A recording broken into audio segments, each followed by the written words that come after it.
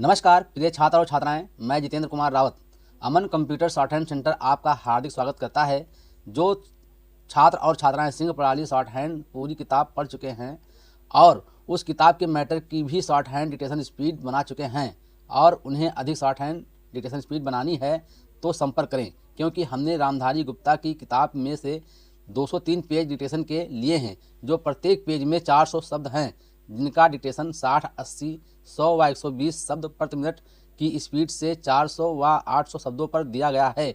जो छात्र व छात्राएं विधिवत रूप से इन मैटरों का होमवर्क करके व्हाट्सएप पर चेक करा के अपनी शॉर्ट हैंड डिक्टेशन स्पीड बढ़ाना चाहते हैं या आउटलाइन प्राप्त करना चाहते हैं या शॉर्ट हैंड पढ़ना चाहते हैं तो संपर्क करें। मोबाइल नंबर 91 98 94 39 41, दूसरा है 700 790 52 75। अतः संपूर्ण पढ़ाई व्हाट्सएप पर वीडियो के माध्यम से कराया जाएगा। धन्यवाद।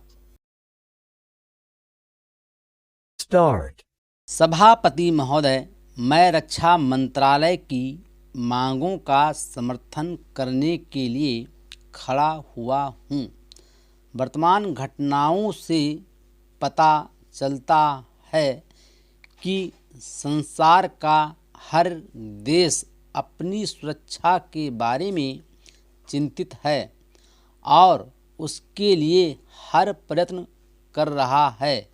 इस दृष्टि से अन्य देशों की तरह हमारे देश में भी रक्षा मंत्रालय का महत्व है।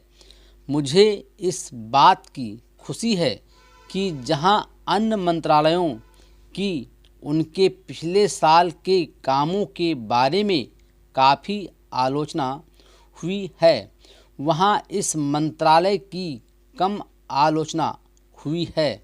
इससे पता चलता है कि इस मंत्रालय ने पिछले साल अच्छा काम किया है। मोटे तौर पर किसी भी देश की सुरक्षा नीति का लक्ष्य यह होता है कि दूसरे देशों, खास तौर से पड़ोसी देशों के साथ मित्रता के संबंध स्थापित हों और हम एक दूसरे के मामलों में हस्तक्षेप न करें।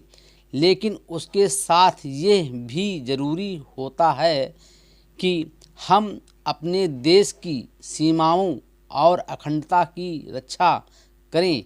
इसलिए हमारे देश का यह कर्तव्य हो जाता है कि हम अपने पड़ोसियों के कार्यों पर पूरी नज़र रखें, क्योंकि आज तक हमारे देश पर जो संकट आए वे हमारे पड़ोसियों से आए हैं। 1965 में पाकिस्तान के साथ जो लड़ाई हुई और उसके बाद ताशकंद में जो समझौता हुआ वो सिर्फ कागज़ पर ही। पाकिस्तान ने उस पर कोई अमल नहीं किया। इस दृष्टि से बहुत ज़रूरी है कि हम अपने देश की सुरक्षा की हर तरह से व्यवस्था करें। हमारा उद्देश्य दूसरों पर आक्रमण करना नहीं है, लेकिन यदि हम पर कोई आक्रमण करे तो हम में इतनी शक्ति अवश्य होनी चाहिए कि हम उसका डटकर सामना कर सकें। आप जानते हैं कि पिछले दिनों पाकिस्तान को अमेरिका और चीन से काफ़ी मदद मिली है। रक्षा मंत्रालय की रिपोर्ट में भी कहा गया है कि पिछले साल अमेरिका ने पाकिस्तान को 1500 करोड़ रुपये की फौजी सहायता दी है।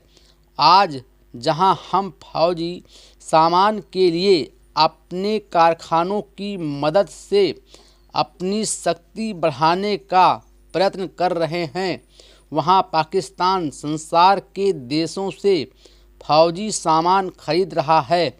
अपनी नीति के कारण वह सब देशों से लाभ उठा रहा है।